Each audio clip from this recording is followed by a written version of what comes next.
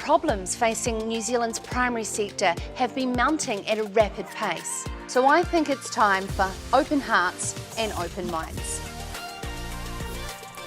Welcome to Sarah's Country, to our live viewers and on-demand listeners around the world. I'm your host, Sarah Perriam, and it's an absolute privilege to be the voice and the home that you turn into to gather the information you need on the matters that matter most to farming and growing the finest produce in the world. Well, that is what we hope to achieve. And this is, of course, done with the biggest mana, our spirit towards doing so. My mother used to always say to me, make sure that you choose a career where you bounce out of bed every day with 2 feet on the floor and you love doing it. If not, change. Because you know what? You're the one person in charge of that. No one else.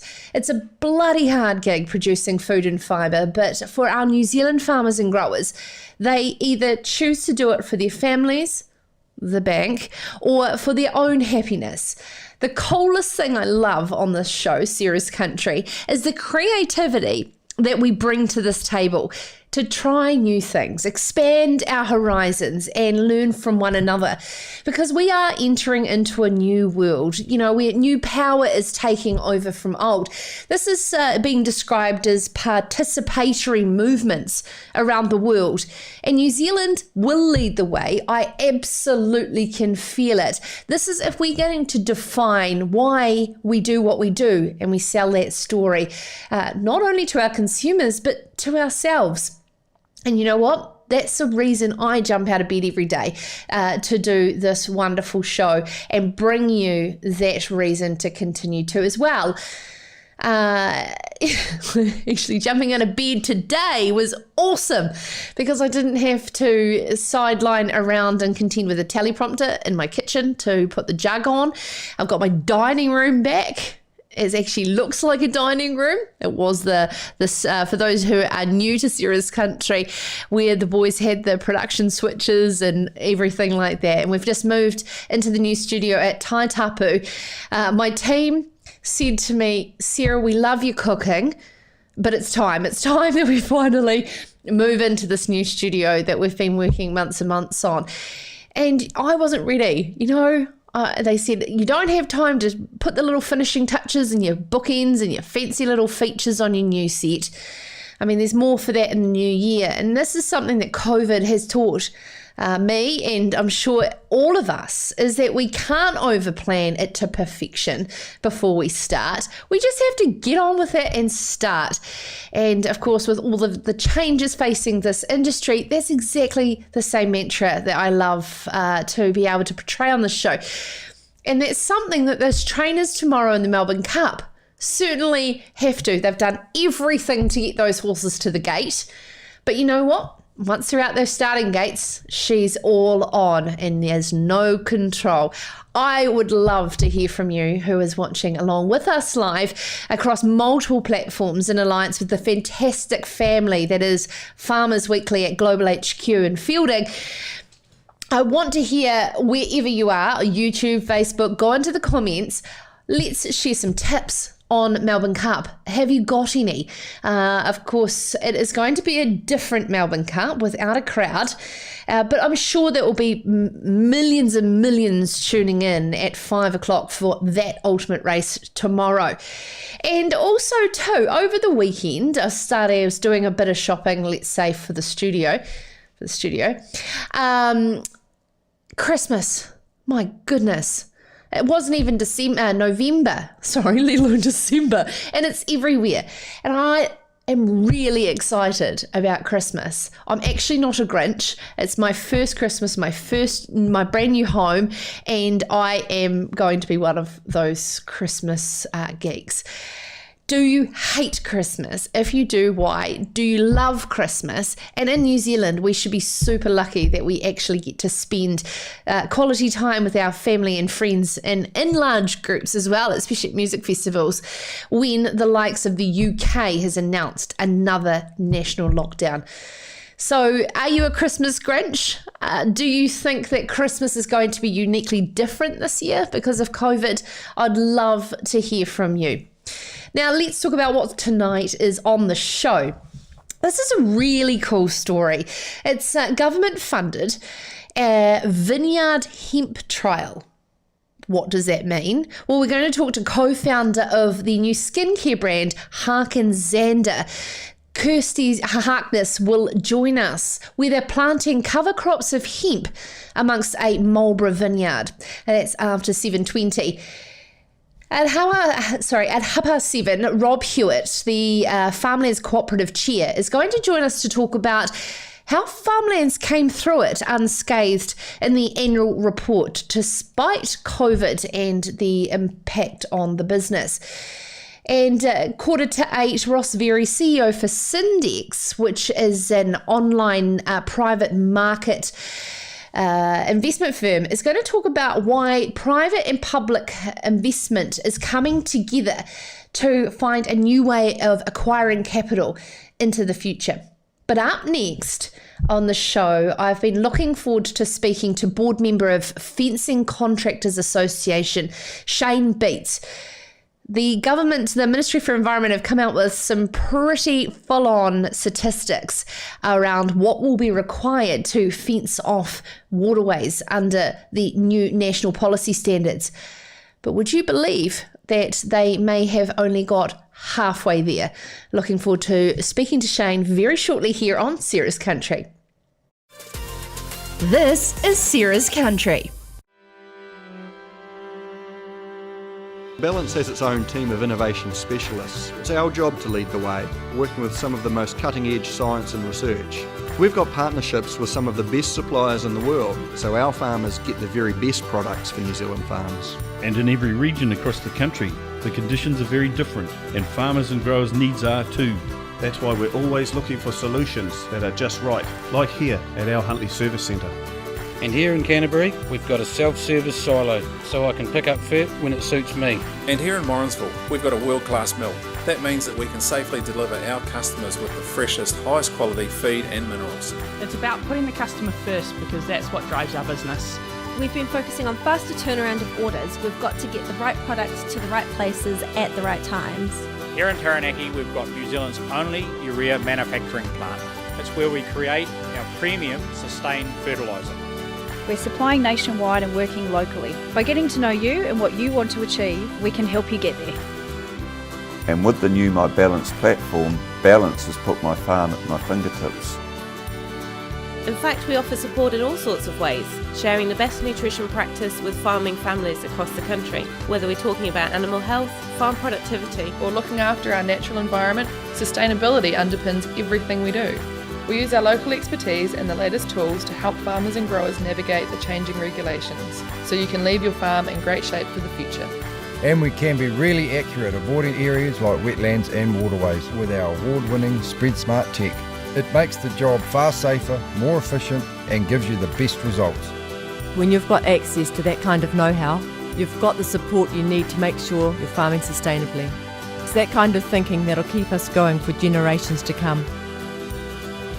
Together creating the best soil and feed on earth.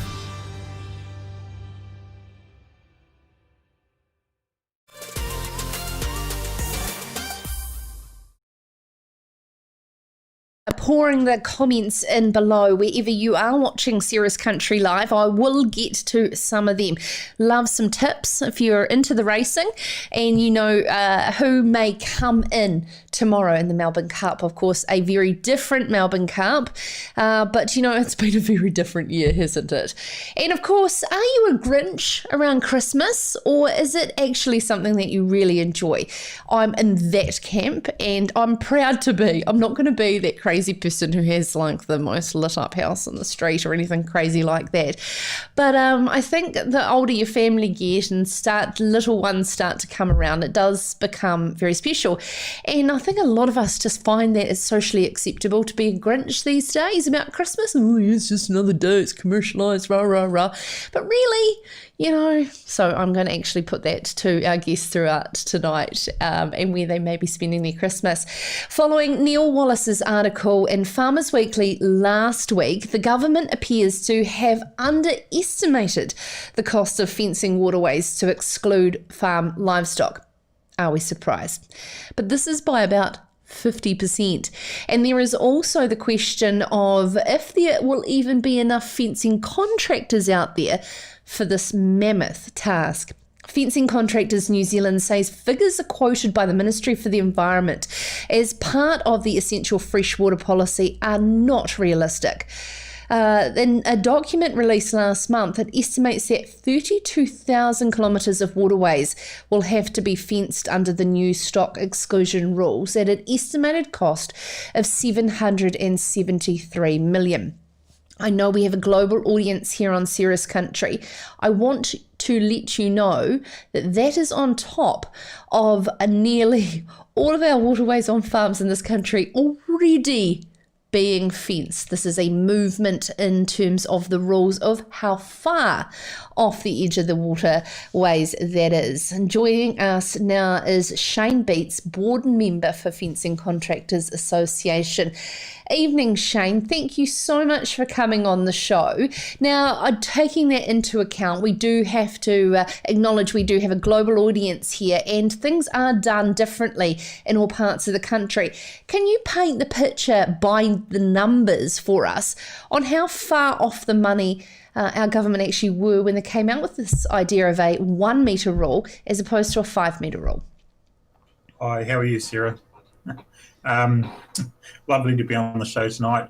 Yeah, look, there's a lot of variance between regions, and they've stated figures like, for example, $7, roughly $7 a metre for electric fencing, around about $12 for sheep fencing, and $20 for deer fencing. Look, in today's numbers, that's roughly half, but you've got to realise that there's quite a lot of variation between districts, between regions, and also even within contractors. Contour can make a huge difference in price, the difficulty of getting to jobs, etc. So it's not a standard figure, but they definitely are off the mark substantially. Okay, one thing this government, past coalition government, were not shiny at was consultation. Did they come to you first? No, look, FCAN's fencing contractors haven't heard a single thing through it. I know that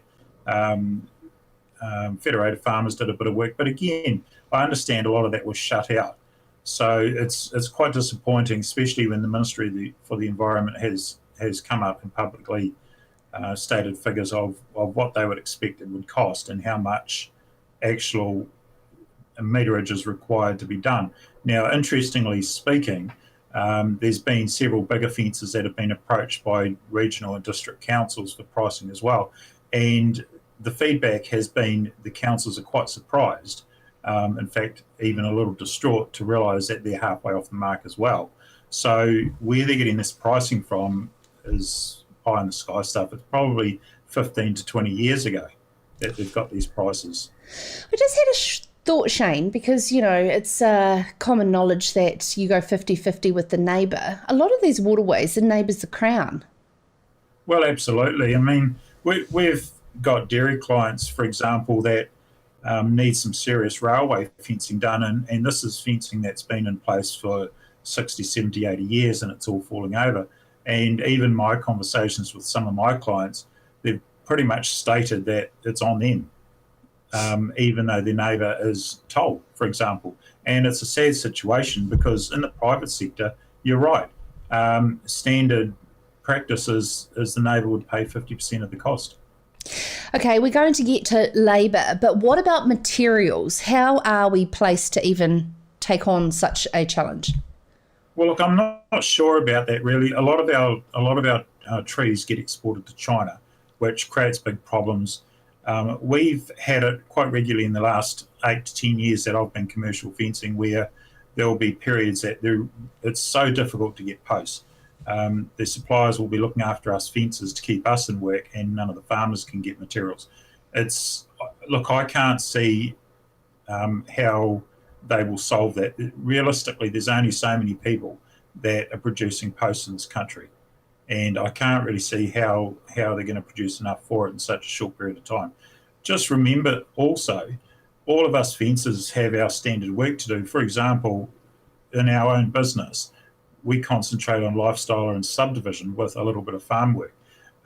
We also have a little bit of Waterway stuff to do, but up in our area, we've got the whole Kuiper catchment.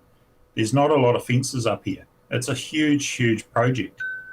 So on top of our existing workload, I'm not too sure how we're going to be able to nail that sort of distance in the time period that they're talking about. This is indicated at an estimated cost of over $700 million, and the figures $20 a metre for deer. Sorry, I look at that and laugh because it's so off the mark. Shane, what about labour shortage and actually recruiting people into the industry? How big a gap is this, and what is the Fencing Contractors of New Zealand doing to attract people into this role? Well, look, it's like every trade in New Zealand, and note I call fencing trade because it really is. I mean, we're constructing something. So it's not really just a rural service anymore. It's quite specialised. There's a lot of standards to adhere to, and being on the board is quite good because most of our board's new. We're very, very excited about pushing it along and having an industry that the whole rural community can be proud of. Fences that are producing good quality work time and time again. We, like all other trades, are very, very short of staff. It's quite difficult to get young ones to come through. The boards over the last few years has been working really hard, and they've got a level 3 qualification that has been going now 3 years, and there's a level 4 in the pipeline today, which, talking to North Tech who are running it, they're expecting it to be up and going late next year sometime, which is really, really good for us. So the next thing is to encourage existing fencers to get on board. And also, we as an industry, we really, really need to get out there and try and get some young people involved. It might be a hard industry. There's a lot of heavy work, but the rewards are great. It's great being outside. You're out there doing your thing, and at the end of the day, you can actually see what you've achieved. Yeah, absolutely. It's great. You think of how many people pay for gym memberships? They wouldn't need to if they certainly were working in the fencing industry. Shane, sorry, I just do want to clarify and jump back. I was thinking whilst you were talking there about China, how's the effect of the steel industry and imports of materials over this COVID period been? Because I know there was a lot of farmers that didn't stockpile flour. It was fencing equipment. Yeah, look, the wire and staples and that sort of, a lot of that's made in New Zealand, Pacific Steel, and it's good quality, and also a lot's made in Australia. So China really isn't affecting us from the steel point of view. In fact, from our experience and experience talking to other fencers, if you're going to put Chinese wire up, you really would have to question why you would do that. It may be cheaper, but when you're looking at quality, and we're trying to push a standard here in the industry, supporting New Zealand-made products and even the quality stuff from Australia, it makes sense to use those products. And from what I understand, there is no real shortage in that. Okay, so where to from here? We have announcements of Minister David Parker back in the hot seat of Minister for the Environment. Fencing Contractors of New Zealand able to keep that door open to say how unrealistic this is over a period of time, or do you believe that the ink is dried?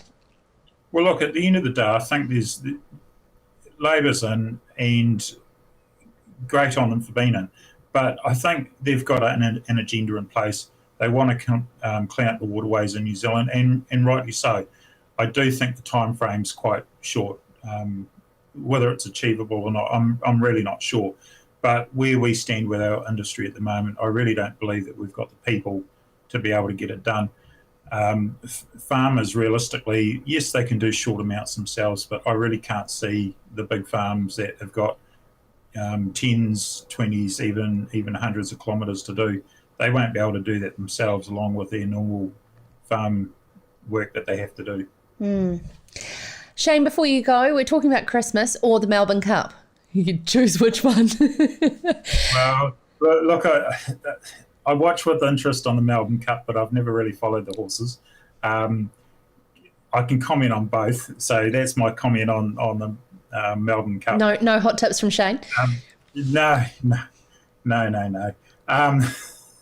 And I don't bet on it either. So as far as Christmas goes, look, I mean, I've got a grown-up family, and I acted like the Grinch, even though secretly deep down we quite enjoy it. So this year it's Christmas at home, a small family thing, and we won't be hitting the roads. North of Auckland's a nightmare that time of the year. So, yep. Oh, I can totally imagine. A great place to stay. That's Shane Beets here from the Fencing Contractors of New Zealand. And if you're new to Serious Country, welcome. You can catch us on demand on podcast as well as at seriouscountry.com, where you can get in touch with the show.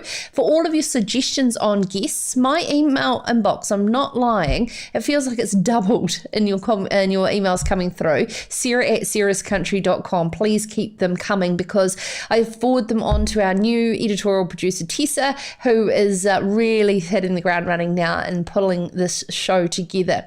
Up next, a new skincare line inspired by a government-funded hemp research project into the restoration of soil and vineyards has launched a export market.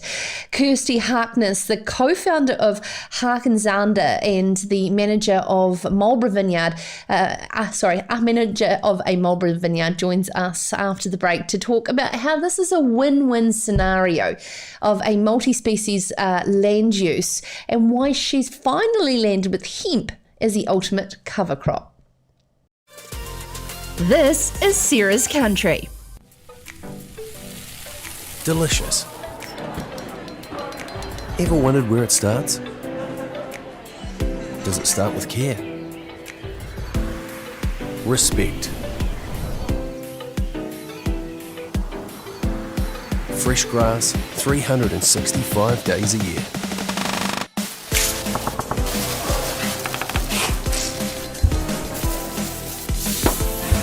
The truth is, delicious doesn't start in a single moment or with a single ingredient.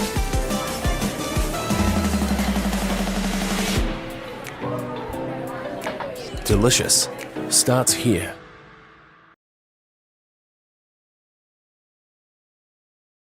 I'm just talking away to our next guest there. Chitty chat. New industry figures show nutraceutical hemp could be worth $2 billion to New Zealand into the future. Cosmetic brand Hark Zander was founded after a successful trial into the use of industrial hemp as a way of improving soil quality and vineyard biodiversity. This is all co-founded by Callaghan Innovation. Marlborough Vineyard manager and co-founder of Hark Zander, Kirsty Harkness, joins us now from Marlborough. Kirsty, firstly, what's the weather doing? Is it getting some much needed rain? Yes, definitely. We've got some lovely drizzle all day today. It's great. Good. I can kind of see that out your window. Hence why I wanted to ask. I'd love to hear about, and all of our listeners and viewers, this journey from registered nurse to vineyard manager and now nutraceutical skincare. Yeah, well, I've always been an entrepreneur, Sarah. We bought a piece of land, myself and some friends, and we planted the vineyard, and I took over running it about 11 years ago. It was never my intention. I was nursing and doing photography at the time. And then with that, you treat the vines like you treat the human body. The healthier you are, the more resistant you are to disease. So I've been making compost over the years and looking at wildflowers, different cover crops down the rows that adds biodiversity. And I came across hemp 3 years ago. And so this will be my third season growing it. The more you find out about hemp, the more in love with it you fall. There'll be a lot of interested people in all the different types of cover crops. I see blue borage, red clover, phacelia and buckwheat you've tried. Why does hemp differ? Yep, we're still using them. Yep. We're still using them combined with the hemp. But what the hemp does is it sends a taproot straight down, so it will break up compacted soil, and it obviously creates an organic pathway. It brings nutrients from a lot lower down than the other cover crops can do and brings them up and makes them available for the vines. It's not competing for water source. It doesn't have roots that spread out. It just sends a taproot straight down. And even last year's drought, our vines, which were getting irrigation, and our hemp, which was not, were both green, but everything else had dried off, even the clover. So we found that successful, plus its biomass growth rate is phenomenal. It takes 6 weeks to germinate into a little bunch at the beginning, like a little bush, and then it shoots up and it grows a foot a week. And for the mulch that we want to make with it, it outcompetes everything else for biomass. Vines traditionally I know in Central they don't like wet feet and free draining soils. What is the soil profile like across? Is it just particularly in that loom, or is it being done and trialled in different areas of New Zealand as well? Yeah, we've got it trialled over 3 vineyards. It definitely does well in the silty soils. The stone has been a bit hard because we've had 2 years of drought in a row. So the one area that we did with stone, we were able to water it at the beginning and it did really well. But the areas we did last year didn't do so well. But we've also learnt to get it in earlier. So we'll be planting next week this time, so we can try and catch the spring rains, because it only needs rain in the first few weeks to get its seeds germinated and get it going. Then it just finds its own water. What about in rotation as well? Well, this year we'll be rotating through the vineyards we're planting it, and we're doing every second row. So we're alternating from the rows from last year. We're still in a lot of trial phase. So we're doing, with the research with Callaghan, we're doing is 3 year, and next year we plan to publish in journals. So that's quite exciting. But so far the research has been very positive. I am imagining harvest in April. How high is it in navigating your way through? Yeah, well, actually, outside of the rows, it came up taller than me, up to about 2 metres, but that's because it's got no sunlight competition with the grapes. Inside of the rows, the same cultivar grew up to about our waist, and we were concerned that we may get some condensation there, we might get some botrytis, but there was enough aeration, and of course it was a drought year, so those are all things we'll keep an eye on. But we don't have to leave it right till the grapes are ready. The winemakers asked us to, because of the trials they're doing with the yeast and the wine. We can mow it in whenever we choose to.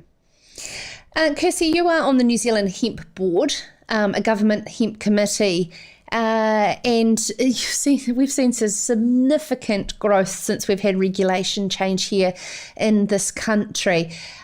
Do we have the infrastructure from a contracting perspective right through to a processing perspective for us to take advantage of this $2 billion industry opportunity? Oh, really good question. I know that up in Wanganui it's a microclimate. They've got a lot of extra plantings up there. I know down in Canterbury you've got people like Midlands. They've been doing it for 20, 25 years. So they've got all the infrastructure down there. They're putting a lot more machinery into New Zealand now to be able to process the materials from the hemp plant more. But definitely building up as it goes. I would say there would be a lot of investment into that area, but I don't think people are scared to invest into hemp. Even with the medicinal side, you've seen that the crowdfunding campaigns have been very successful. Let's talk about that then, this referendum. Any effect? Mm-hmm. Well, I think it wasn't advertised very well, because the vote was actually about discussing the bill as opposed to passing a bill, and hemp is tied up with that bill, so we're regulated under the Drug Act currently. So we were hoping for release from that. We're hoping for looser regulations, but we'll still be pushing for that, even though that the vote didn't pass. We'll still be trying to get the government to work with us to allow us to do a lot more with the plant, because it's there's so much more you can do. And obviously the seed as a food and the leaf as a food, it's a very good product for you.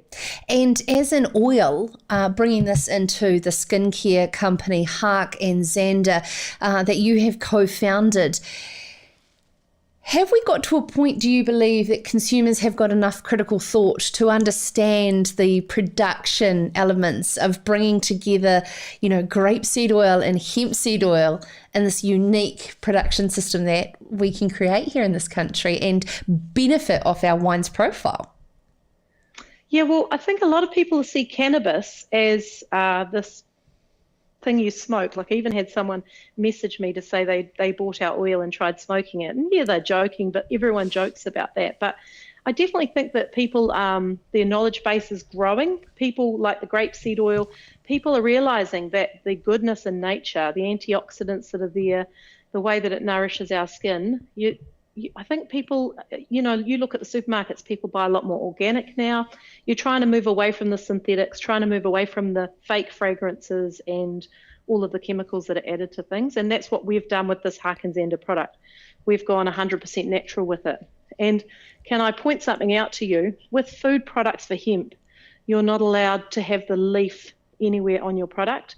So because it's skincare, we can. So we went all out in making the plant our hero, and we've sat it on a little throne of leaves there. We've got the hemp flower all over the bottle and the bees, and we've got that all over the box as well. So it's, you know what, if someone looks at that and they don't know what it is, well, hopefully they'll go away and they'll educate themselves on the goodness of it. Oh, that's fantastic. Thank you so much, Kirsty. You may or may not have tonight's conversation is around a couple of things. Melbourne Cup's tomorrow. It'll be too late to discuss what the tips are on tomorrow night's show. If you do follow, have you got any tips for us?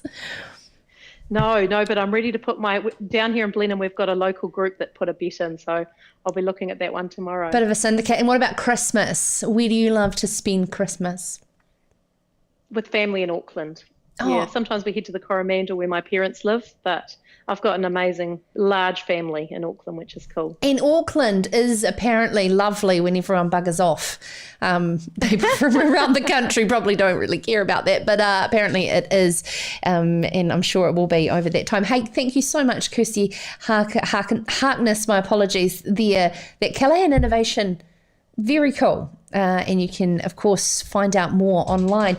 Interesting. I called past Pyroa, as in Lemon and Pyroa. I go from Auckland down to Waihi Beach, where my sister and her fiancé and wee baby live now. And I just really wanted to have an opportunity to call in there for a good hour or so, because they've got the best antique shops and secondhand shops in Pyroa. Found myself, don't tell the lady I bought it off, a steal, these stacks and stacks and stacks of the New Zealand Journal of Agriculture, date back to 1911. Flick open this book and it talks all about the hemp farming industry in New Zealand, thriving and rope and all of this amazing thing. Yet we go and put prohibition around this wonderful product, from its fibre strength to its nutraceuticals. So here is hoping that this is going to blow up for New Zealand and all of the wonderful blends, from our hemp merino blends to our grapeseed and hemp seed oil. It's very exciting.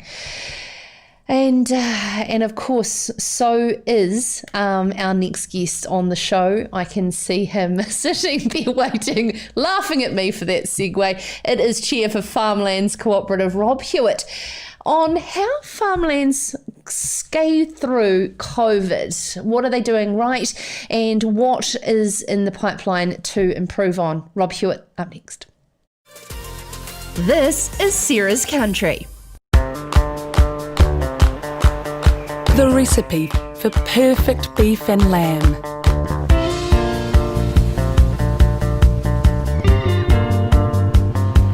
Take one small fresh country.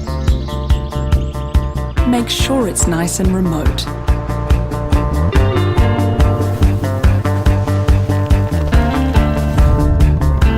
Now, keep it at the ideal temperature all year round. Next, mix in the farmers. They go perfectly with the nature of this unique place.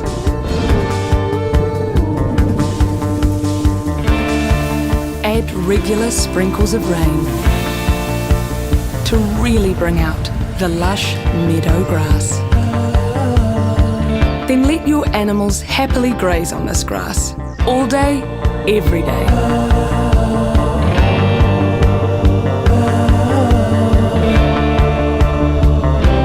And there you have it, New Zealand, the perfect recipe for beef and lamb.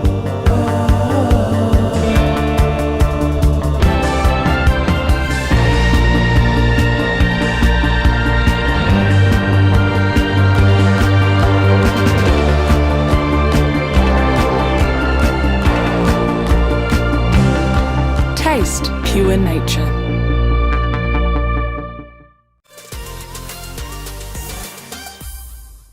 Welcome to Sarah's Country. For all of those who have just joined us live, welcome. Now, you may see a little bit of a set change.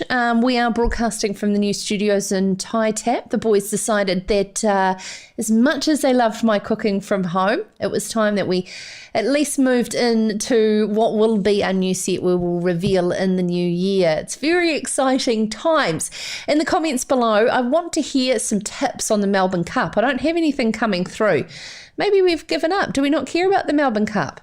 I certainly do enjoy watching it for all of 5 seconds, just to hear those great names coming through. And of course, Christmas. You go into the shops now, for those who have gone into the shops this weekend, and it is starting. The Christmas carols, not so much, but they're starting to roll out the bobble balls and all of the lights in Mitre 10. Are you a Grinch? Because if you are, I think deep down you're not. We just heard from one of our guests there before that as much as he appeared to, he does love having family and friends. And after a big year, how important it will be. And we have to count ourselves lucky with what is happening around the world. We turn now to our next guest, and this is as reported by Neil Wallace in this week's Farmers Weekly. It is the Farmlands Cooperative's annual report. How have they weathered a difficult 1920 financial year to report what has been hailed as a credible result? Its net profit for the year ended June 30 was $7 million down. Slightly on the $8 million earlier, but this is from a $2.6 billion turnover. Effectively a nil result if you give and take the $7 million wage subsidy over the COVID-19 outbreak. And Rob Hewitt, chair of Farmlands Cooperative, joins us now. Evening, Rob. I can't wait to talk to you about Christmas at the end, which we will get to, because I know you won't be a Grinch. But I'm no Grinch. Yeah, hi Sarah, hi everyone out there, how are you? Good, let's go straight to what we're here for. This is a great result for Farmlands considering the crazy year. Look, it could have been a damn sight worse. Everything was trucking along nicely until March the 10th, which happened, I remember that day, because I was busy at the Wanaka show avoiding the bogies from the Hereford Breeders' Conference, as it turns out, and luckily managed to do that. But that was sort of the start of the defining moment of this possibly decade yet. I mean, we're only 10 months into it, but it's certainly been a big start. Look, we're pretty happy with the $7 million result compared to where it could have been. Essentially, you're right in your preamble, it is a break-even result when you take the wage subsidy into account. And make no bones about it, we met the threshold requirements, and that gave us the opportunity to continue to employ our staff with confidence, and their sole job was to get out and serve the shareholder and customer requirements during times where they couldn't get out to the shops. So all in all, it was everybody pulled together, staff, the company, our suppliers, our landlords, many of which are our shareholders, and not the least the government as well. So creditable result, but it could have been a lot worse. What do you think one of the contributing factors were that helped Farmlands pull through with a positive result, as you said, could be a lot worse? Well, there's no one thing. There was a whole lot. And in fact, at one stage, I think we had 30 opportunities on the wall that we were all actively pursuing, because at that stage, it was really a game of, to call it the 1%ers isn't true, but it's no single thing delivers the result. It's a whole lot of stuff working in tandem at the same time. But essentially, if you're going to distill it down, it was the staff that did the job, because they had to keep the doors open. We had a COVID click and collect store, which was basically invented and operationalised in 4 weeks, which is incredible. You talk about whether it's just in time or designed by Scrum or Agile technology or whatever it's called these days, and that was a good example of it. Shareholders could email or ring their orders in, staff would run around the store and pick it, and then arrange a pickup time for the shareholder to come in and pick it up out of the quarantine area. And that just kept things going. But our landlords came to the party, the government obviously, and staff. There's been wage freezes, no bonuses. There's been a number of things going on and still going on, because the uncertainty's not over yet. How do you believe that had an effect on culture and staff morale, and whilst Farmlands were already going through uncertain times of its transformational plan? Yeah, it's been a big year. We've spent a significant amount of money on our Braveheart IT ERP, which is basically the backbone for the company, the financial inventory management, customer relations management tool. And that, make no bones about it, the systems that we had were broken. Well, they weren't broken, they were puffed, worn out, and we needed to replace it. And we wanted to replace it with something that was going to be fit for purpose for the next 10 to 15 years. From the staff's point of view, effectively, that meant they had to relearn or unlearn 20 years of processes and relearn it in a new environment. And then COVID came in and washed over the top of that. And yes, we are going through, we're concluding a restructure in the business at the moment, which is well signalled and has been well traversed. But it was an unsettling year, and the fact that everybody pulled through and we're acting in what the shareholders and customers want, because for Farmlands, our 72,000 shareholders are our customers by and large. It was delivering what they needed to keep the businesses going inside the farm gate. I'm getting some comments coming in here, Rob, from some viewers. And they want to know, in particular, Paul would like to know what the strategy is to return to profit in the next financial year, and how Farmlands will focus on better service and better product choice. Sure. Well, we haven't not had a profit, so we're not returning to one. We certainly want to make a better one. And we've got quite a detailed strategy, but fundamentally it's about, being able to create more detailed relationships with our shareholders to then deliver them the products and services they need around their business. And Braveheart will allow us to do that. So that's it in a nutshell. I mean, there's a hell of a lot more detail around it and quite a lot of innovation too. And now we've got the platform to be able to base that off.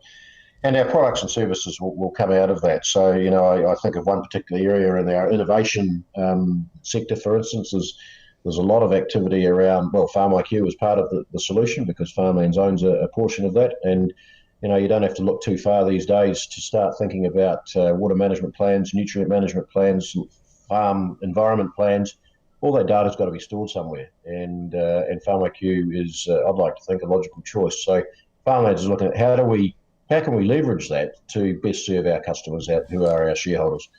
But there's more than that, drones, drone technology, Internet of Things, remote monitoring, Bluetooth collars around stock to monitor performance and relationships. There's a heap of stuff, and that's just an innovation. Yeah, I talked in the intro there, Rob, that we are entering a new world where there's a new power, and this is our consumer globally. But of course, there's new challenges that our farmers and growers in New Zealand face. How will Farmlands be in a position to help them find the solutions to all of these challenges? Yeah, it's a really good question. I'm privileged enough to sit within another company that exports, being Silverfern Farms, and my challenge to the Farmlands management and the board's challenge is, it's a very little use to go and invent your own strategy about how we being Farmlands, is going to reach those consumers offshore, because we're replicating supply chains that are already in existence. What we would be better off doing and are doing is liaising, working more closely with the agri-exporters that are there now to understand what their consumers' needs are. And you've got to remember that their consumers are paying the bills of our shareholders, who then go and spend their money in Farmland stores. So we align with what our exporters are doing.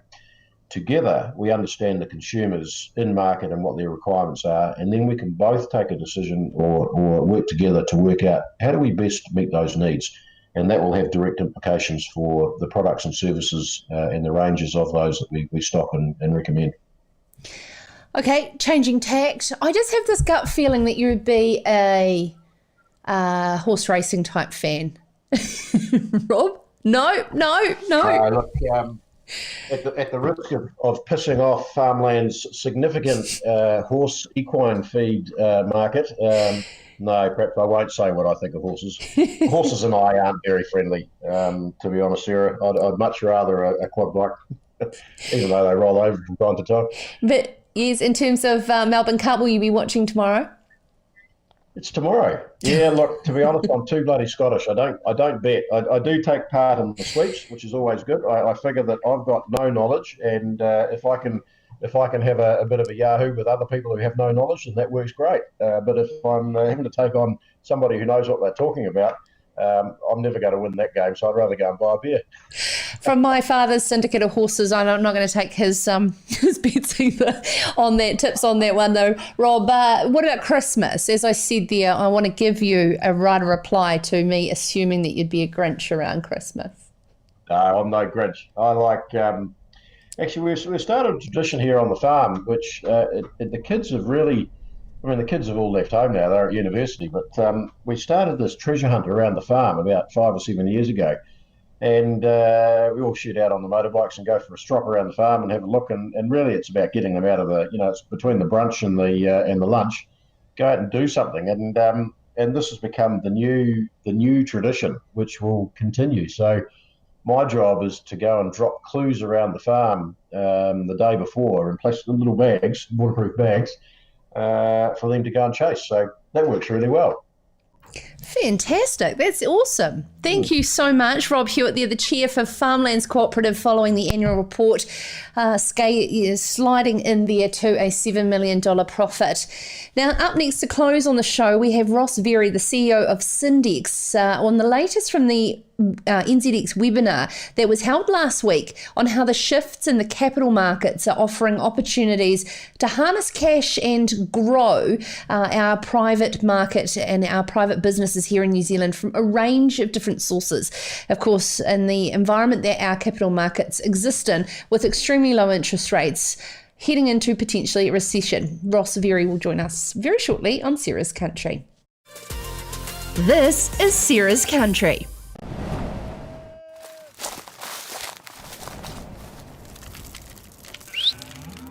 Growing a better world takes courage. It takes foresight and vision. It's about dreaming big, then being brave enough to follow that dream through.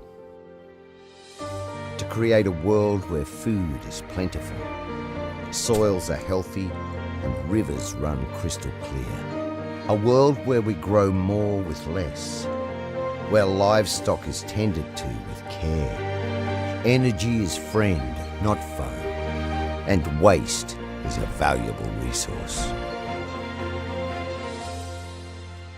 This is the world you're already shaping through imagination, innovation, and determination.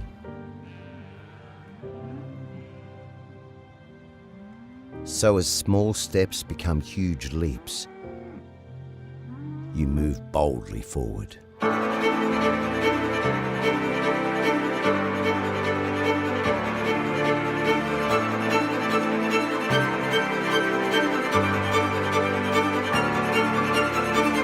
And Rabobank is there beside you to help grow a better world together. Every morning, Kiwi farmers wake up to produce high quality food. Yet, every night, some Kiwi families are going to sleep hungry. Meet the Need is a charity founded by farmers, and it's here to change all that. We're about New Zealand farmers feeding New Zealand families by donating a small part of what we grow when we can. You can help us make sure no one in New Zealand goes to sleep hungry again. Visit meettheneed.org and follow us on social.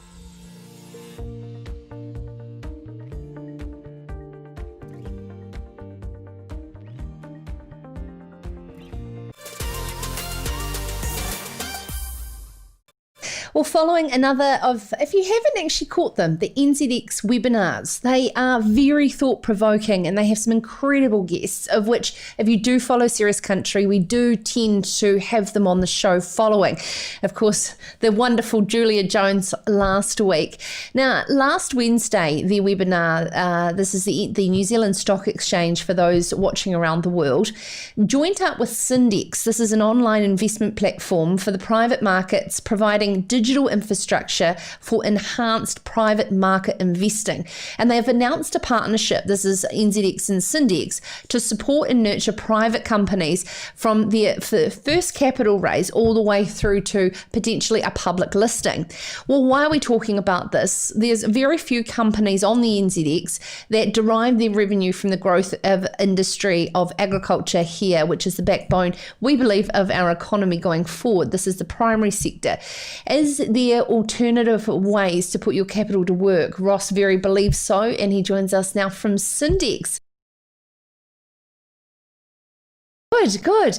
It's a very funny time out there with the lowest interest rates in history.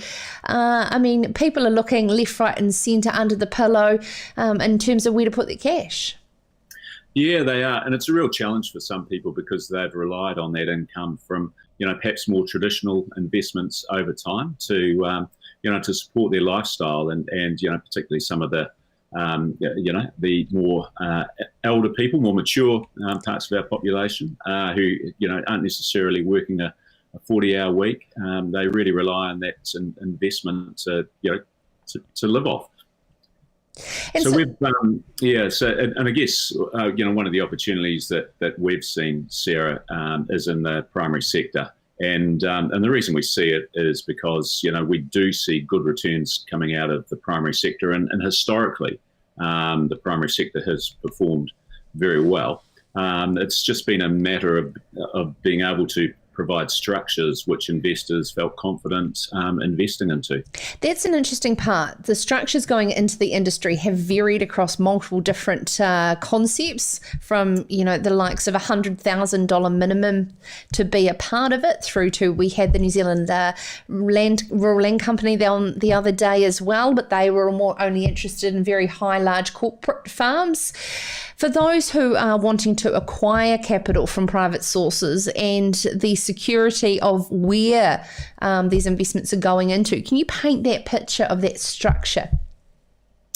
Yeah, look, I think historically, Sarah, there's been a few barriers to investing into agriculture. And, one of them was the big upfront payment that you might have to make. So I guess, at one extreme, maybe you have to buy a farm or an orchard or, own it 100%. Then I guess there was a development into some proportionally owned structures, so equity partnerships and syndicates, and that enabled a wider range of people to get into primary sector investments. And some of them did so very successfully. But there were also a number of people who I suppose were a little shy of going into those proportionally owned type structures for a couple of reasons. One being liquidity, and meaning that if you actually needed the money, and sometimes you do for personal reasons, for family reasons, there wasn't a market to exit yourself from that investment. Two, because fundamentally these sort of assets were generally very private assets, so it was hard to get information on how the asset was performing because I guess, historically the owners haven't had to share a lot of information, they're private assets. So those are two issues that we've tried to solve for. We've said, right, we can provide a trading platform whereby people can go into and out of proportionally owned agri investments on a secondary market.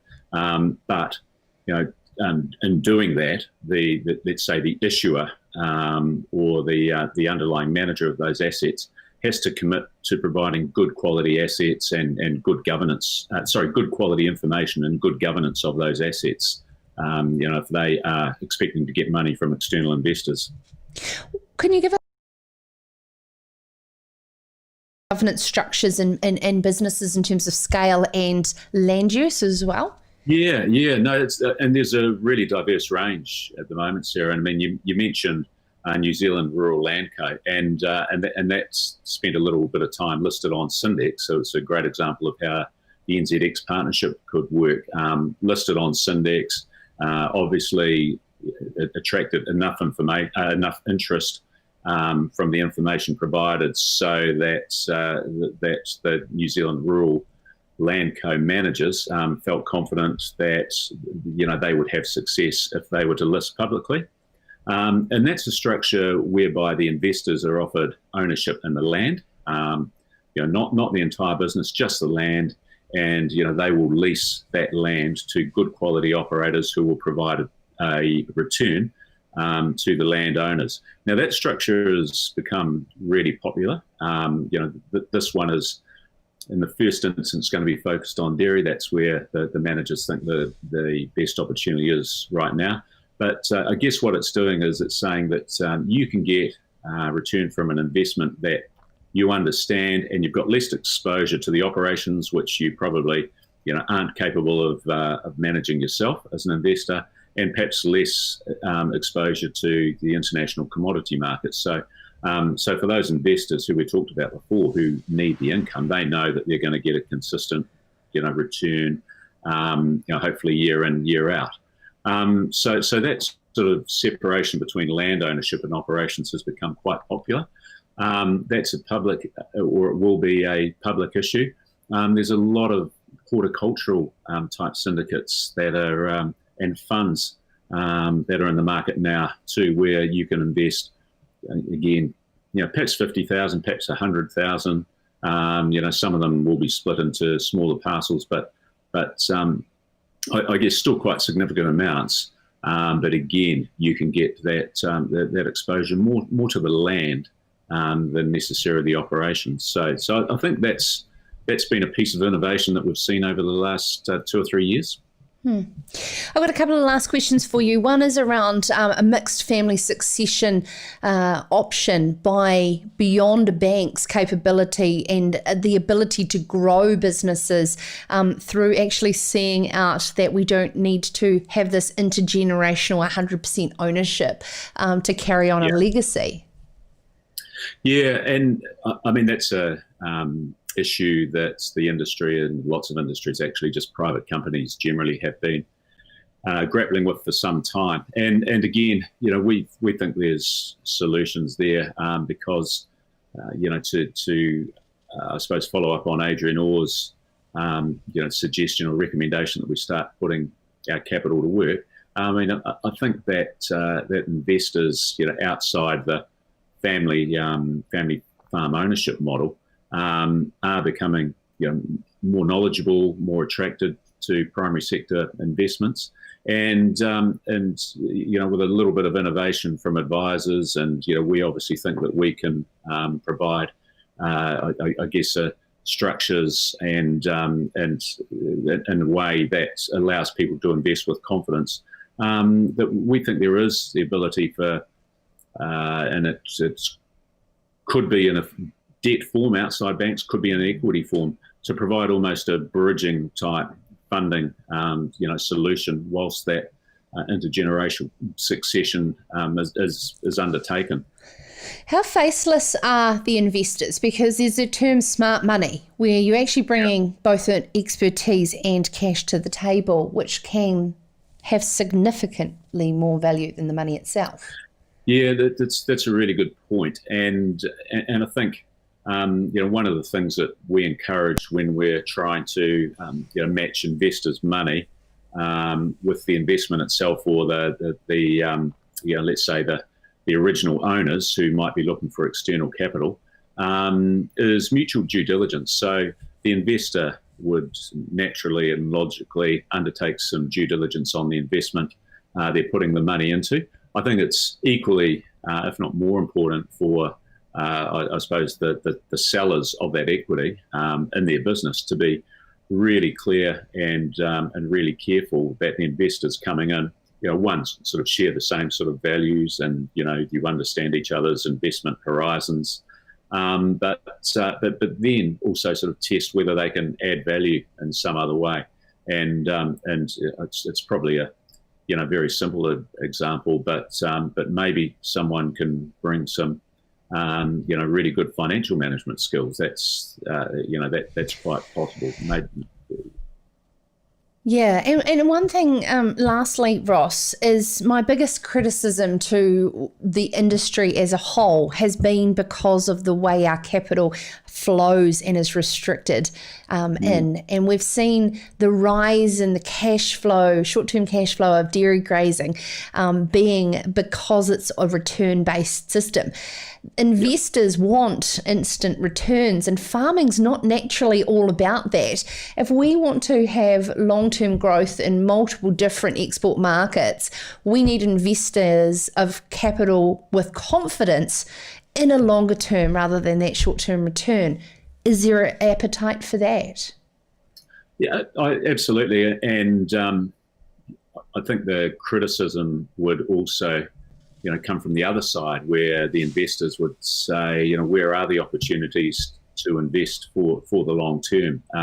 So I think there, on both sides of the transaction, there is a real willingness to invest for as long as possible. I mean, I think you've got to accept that sometimes situations change and people might need access to their money as an investor. But I suppose, and sometimes the business itself, they might be in a position where they could repay or purchase back that investment. So I think generally there's a willingness for both sides to enter into a long-term transaction. I think the investment community certainly sees, and you look at some of those really wealthy intergenerational families, they have always got land as a long-term asset in their investment portfolio, and absolutely very committed to it. So I think the proof in the pudding is in the eating. That's land and agriculture plays a really important part in investment portfolios globally. Absolutely, 100%. Ross Verry there from Syndex. I was just thinking about it in terms of long-term investment. The rise of crowdfunding, which could traditionally be high risk, is about investing in the long-term potential of a new idea and an innovative concept as well. I've been alongside Pledge Me. I went to school with Anna Gunther, the founder. She changed legislation in this country. And this is to back up Paul Harris's comment that's just come in here from viewing. Great modern capital products. Great interview. Yeah, absolutely. It's great to have Ross Verry there on the show. And if you're interested in more, head to syndex.exchange and check out what's on there and how to get more involved. Tomorrow's show is looking very good. And as I said, young Tessa, she's hitting her straps. We've got Grant McNaughton, former Young Farmer of the Year from Dasher Station in Oamaru. And I want to ask Grant around his thoughts of farming in the new environment and how he's feeling about it post Labour landslide government.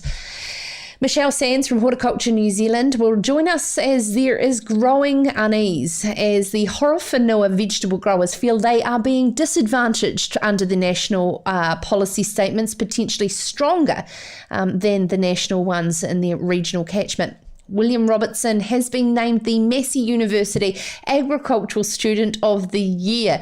I love to hear about young people's ambitions going forward into our industry. William will join us tomorrow night, and we'll close with Kane Briscoe, Farm Strong story of the week around his movement to get fitness more a part of farming. You'd think that we are already very fit on our farms, working physically every day, but it's done in a different way and all to the benefit of our mental health as we go into Movember.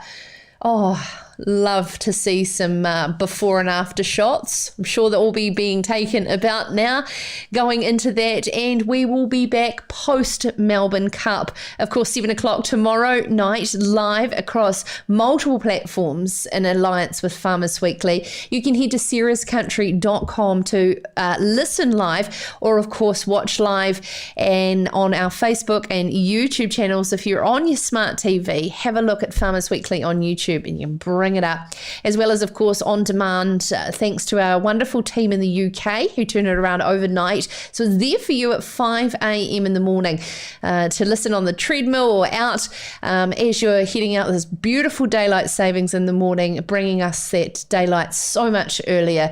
What a wonderful it does for your spirits. In the meantime, good night, go well, and we'll see you back here tomorrow night. This is Sarah's Country.